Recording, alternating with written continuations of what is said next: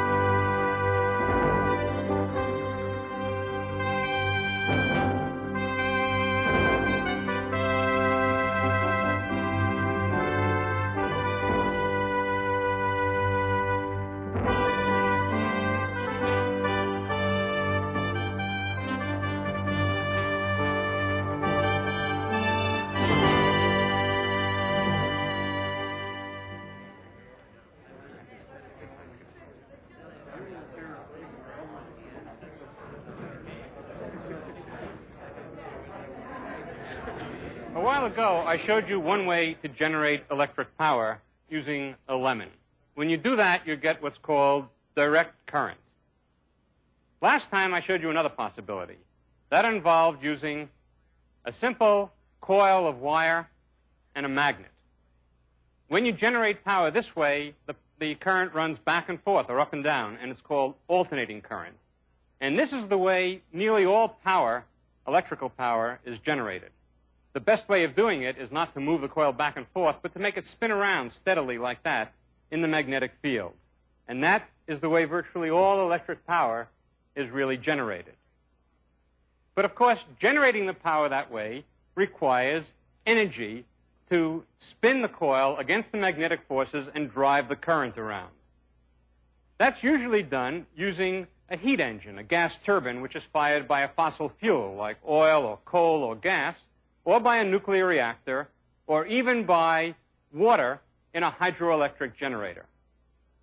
I wanted to show you how to build one of these in case you're ever stranded on a desert island and have to reconstruct civilization from scratch.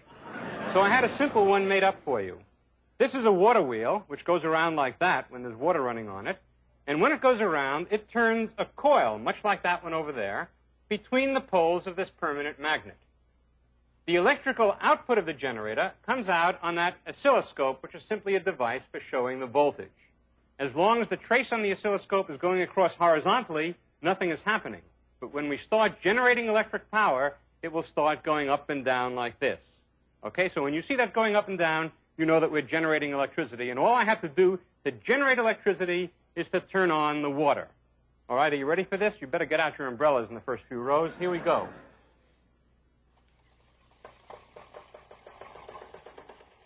And there it is, hydroelectric power. Hydroelectric power. No mortal created it, but 100 years ago, one man could foresee its enormous potential. As a child, he'd read of Niagara Falls and dreamt of a wheel run by these cascading waters. Eventually, his dream took the shape of a vast electric power grid and spun like a dynamo to drive the modern industrial age. The man's name was Nikola Tesla, and his vision, a theory and practice that could finally harness the power of Niagara, was grounded in the principle of alternating current. Alternating current, AC, is an oscillating current. It is produced by a voltage that rises and falls, positive and negative, like a sine wave.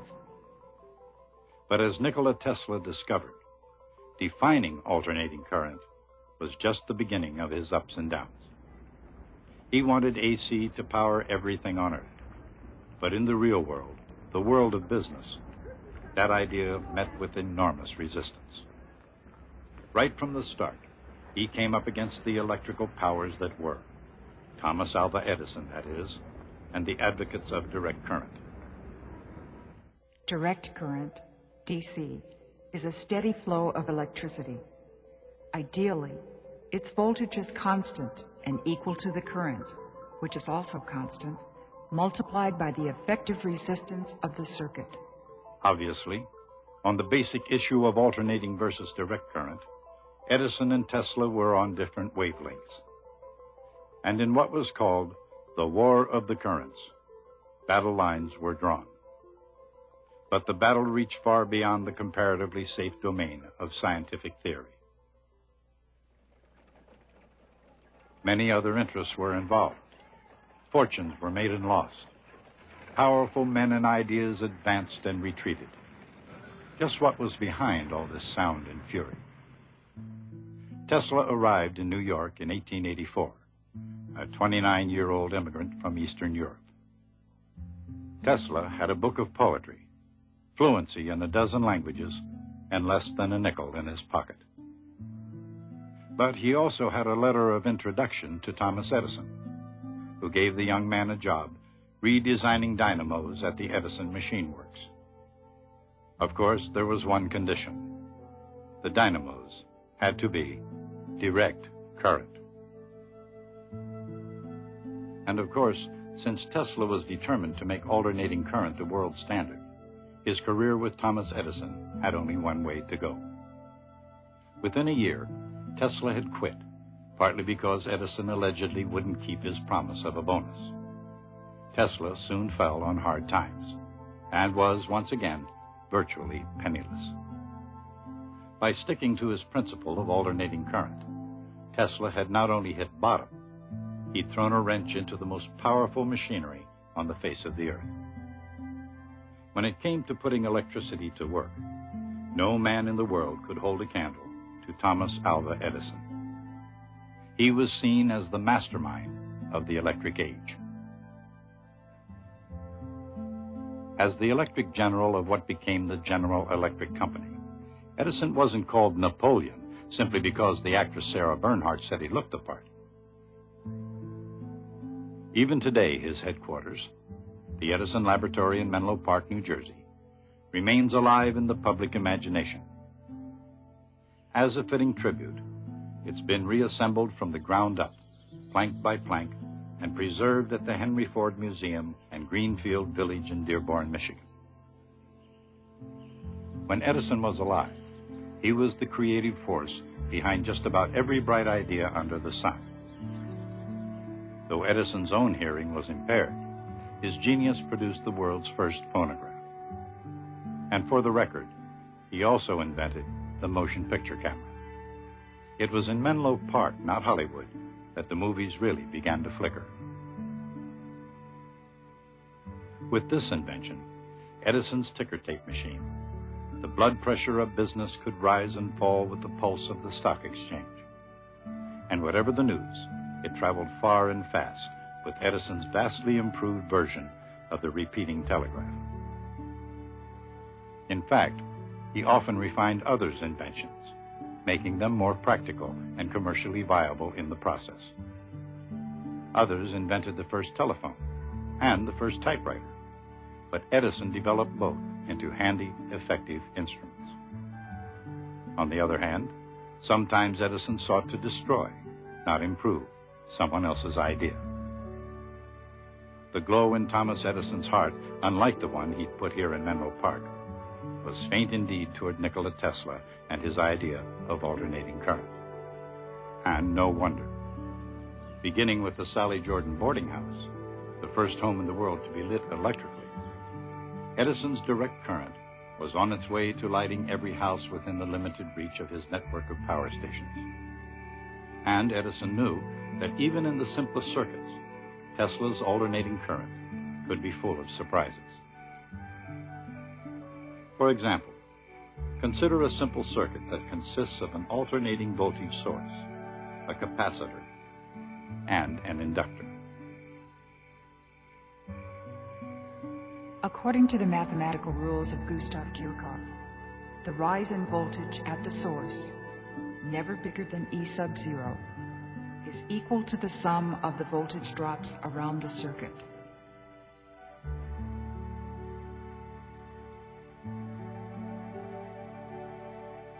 The result is a differential equation that can be written in terms of the charge Q on the capacitor. The same differential equation also describes the displacement x of a harmonic oscillator driven by an oscillating force. Even a small force, never bigger than f sub 0, at just the right frequency, causes oscillations that grow bigger and bigger.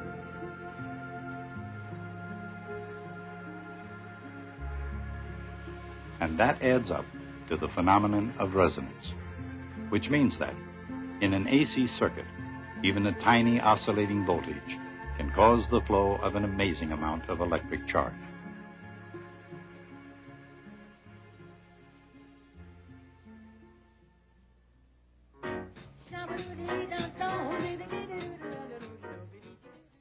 Of course, in a mechanical system, the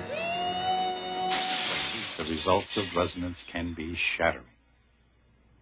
But sometimes it takes electric resonance to get the tune just right. Tesla was, in fact, the first to describe a network of tuned resonance circuits and raised antennas, which is exactly how radio and television signals are transmitted and received. A single television station is picked out of all others because an AC circuit is tuned precisely in resonance with the broadcasting frequency. That's true of radio as well as television. An electrical resonance occurs because mathematically, capacitors and inductors act a lot like springs and masses. For example, when a capacitor starts to charge, it creates a voltage that opposes the charge. In other words, a capacitor opposes change in positive or negative charge, just as a spring opposes expansion or compression. On the other hand, when a voltage is applied to an inductor, it takes a while to get the current moving, or takes a while to stop it again. So an inductor opposes change in current in the same way the inertial mass on a spring opposes change in velocity.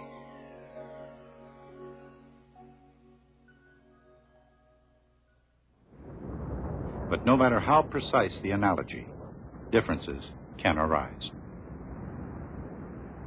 For example, when resonance occurs in electrical oscillators, it seldom lets people down. But when resonance occurs in mechanical oscillators, things can get out of hand. In electric circuits, resistance can help keep things from getting out of hand. For example, consider a capacitor and a resistor in an AC circuit. If the frequency is low enough, the charging and discharging of the capacitor can keep up with the oscillating applied voltage. But at higher frequency, the capacitor can't charge and discharge fast enough, so no voltage difference develops across it, and nearly all the voltage is across the resistor. On the other hand, if an inductor's in the circuit, at low frequency, there's plenty of time to build up current in it without much voltage across it. But at higher frequency, the current in the inductor can't change fast enough before it has to turn around. So, the voltage is mostly across the inductor, and there's not much left across the resistor. When all the elements are in the same circuit at low frequency, most of the voltage goes into charging and discharging the capacitor.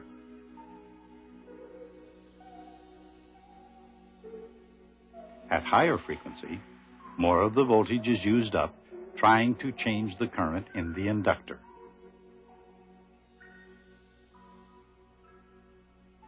In fact, at very high frequency, the inductor virtually keeps any current from flowing at all.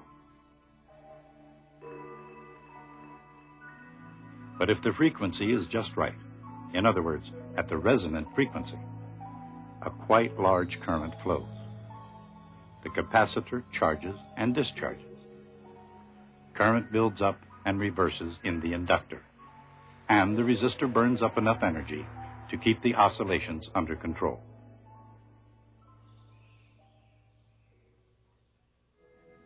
Of course, Edison and company still had the business of electricity under control. And to retain that control, they put up plenty of resistance against the increasing powers of alternating current. So, if Tesla was to win the war of the currents, he'd need a champion to rise up and do business against the forces of Thomas Edison. And that's where George Westinghouse came into the picture. Westinghouse, the legendary industrialist of Pittsburgh, was an inventor turned big businessman. But in contrast to Edison, he not only spoke glowingly of alternating current, he put his money where his mouth was and bought Tesla's patents for a polyphase induction motor. And in 1888, the war of the currents escalated. As Westinghouse went to work in support of Tesla, Edison's well-oiled machinery shifted into high gear. There were smear campaigns and, according to some people, dirty tricks. Occasionally, however, there was a meeting of the minds. Charles Steinmetz, the mathematical wizard of physics and engineering, offered a certain intellectual support to both camps. Edison and Tesla were even able to work together, but not for long, and never as long as Tesla had the advantage of alternating current. In theory and practice alike, why was Tesla's method better? Obviously, the reason a plant generates electricity is to send power somewhere, to transmit it through power cables into the home, the office, or anywhere else there's a need and a handy socket. But the power is equal to the current times the voltage. Therefore, the same power can be transmitted at high current and low voltage, or low current and high voltage. Which is better? Remember, the power cables have a certain amount of resistance, and the longer the distance, the bigger the resistance, because a cable's resistance is proportional to its length. And of course, passing current through a resistance causes heating, which is equal to current squared times resistance. This is wasted heat. For the power company and the consumer, that means a certain amount of energy won't be available at the other end. Since I is P over V, that heating is P squared R over V squared. So for any given power and resistance, the higher the voltage, the less power lost in transit. In other words, the key to transmitting power efficiently is to transmit it at the highest possible voltage. In a modern electric power grid, energy is routinely transmitted over thousands of kilometers at hundreds of thousands of volts. But no matter how it's used, the recipient wants all those watts to arrive at a safe and handy voltage. And that's possible only if the electric energy can be transformed up to high voltage, which it takes to make the long trip to the consumer, and back down to low voltage for use at the end of the line. That task, raising and lowering voltage, is hard to accomplish with direct current, but with AC, it's comparatively easy.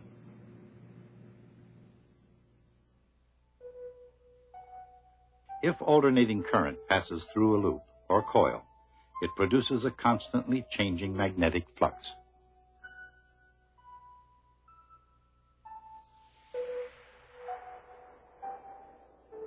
A bar of iron, magnetized by the coil, can concentrate and intensify the changing flux.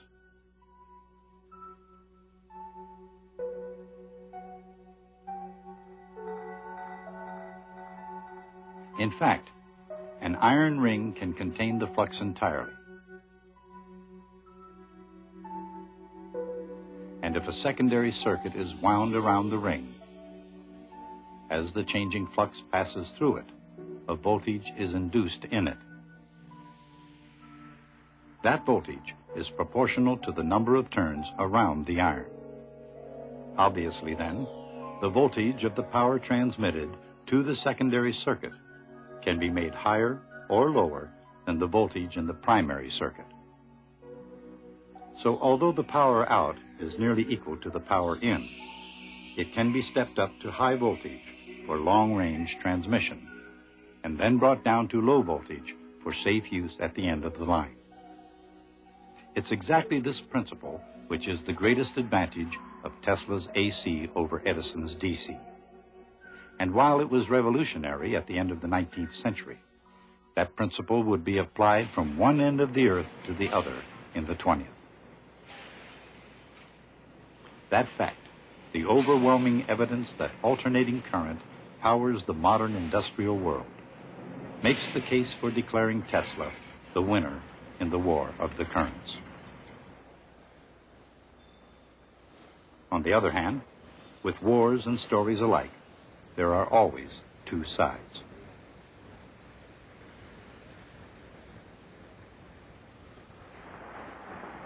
Considering Edison's enormous contribution to the world of science and engineering, did one side really win and the other really lose? After all, Edison did have a convincing number of patents. Before Tesla, Edison built his own generators, one after another, each more powerful than the last. But then, so had Tesla.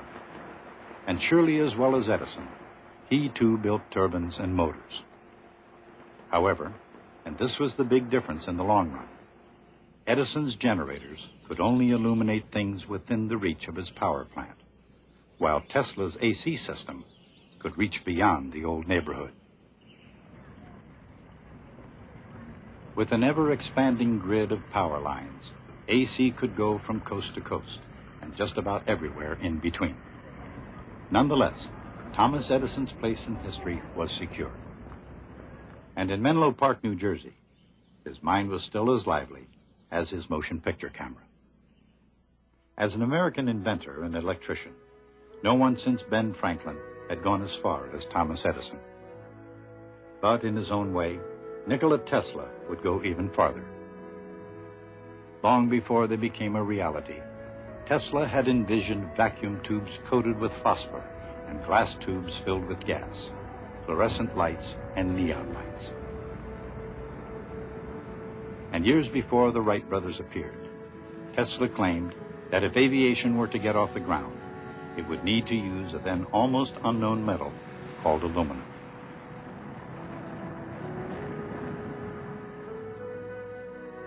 And while Guglielmo Marconi got the acclaim of the popular press for inventing the radio, Nikola Tesla got the credit, as well as the final verdict in the courts.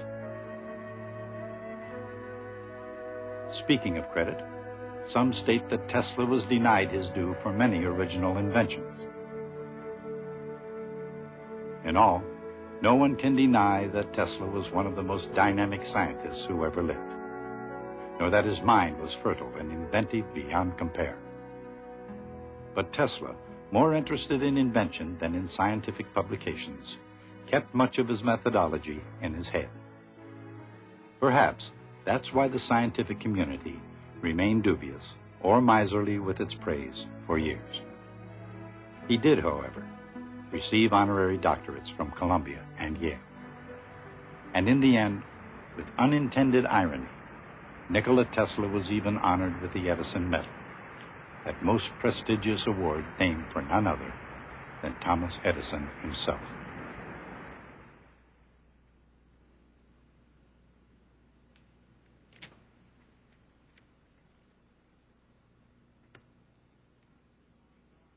Throughout this long yarn we've been spinning, there have always been certain individuals whom we could identify as the saints of science. These were people who were driven to scientific discovery the way moths are attracted to light. They would include Kepler, Newton, Faraday, and certainly Albert Einstein. Some of these people did very well for themselves. In fact, a few became quite wealthy. But obviously, it was not money that drove them to do what they did. But at the same time, there's always been a different kind of genius. These were people just as clever as the others, but people who had their eyes firmly fixed on the bottom line. One, of course, was Thomas Edison. But there was also James Watt and Henry Ford, and there were many others. Such people typically spent as much time in law courts litigating patents as they spent making their inventions. One is tempted to draw a distinction between the saintly scientists and the money-grubbing technologists. But of course, there was an exception that proved the rule. Incidentally, I've never liked that phrase very much, the exception that proves the rule. I think it must come from an archaic meaning of the word to prove, which used to mean to test. An exception tests a rule. If it's truly an exception, then the rule can't be right. Well, there was an exception who tested the rule and found it wanting, and that was Nikola Tesla. Tesla was certainly a genius of the first magnitude.